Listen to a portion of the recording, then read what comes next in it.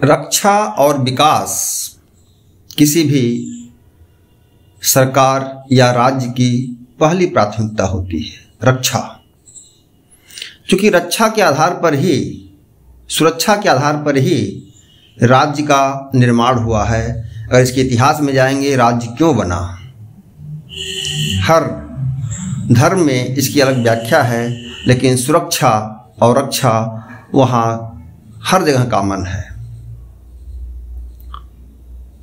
1962 में जो border area के गांव थे चीन के, तिब्बत के, उनमें भय फैल गया और वो वापस पलायन कर गए, क्योंकि चीन के सैनिक लगातार वहाँ आते धमकाते।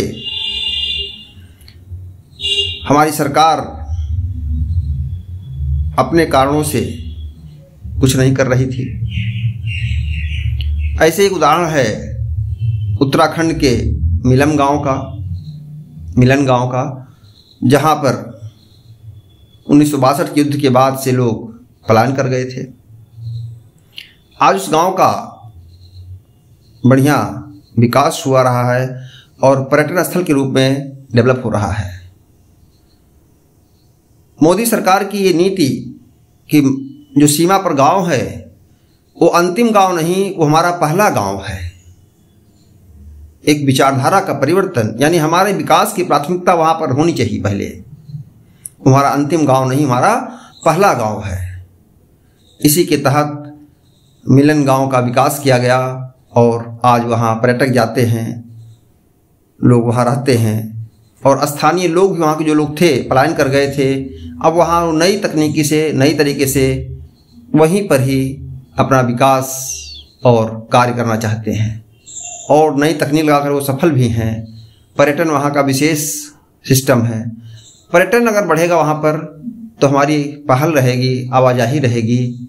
हमारे ऊपर कोई खतरा होगा तो पहले हम सावधान हो जाएंगे।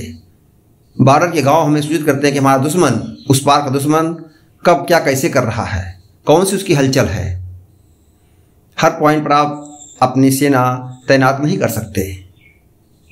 अगर सूचना हमारी ये सेना काम करती रहे तो कितना बढ़िया बात है। इस प्रकार से बॉर्डर के गांव है वो हमारी सेना के रूप में काम करती है। उसका काम है दुश्मन के बारे में सूचना देना, बताना, क्रिया ऑब्जेक्टिव करना। और अगर हल्के फुल्के वो लोग धमकाते हैं तो हम सक्षम बने कि हम जवाब करके रुक सके वहाँ पर।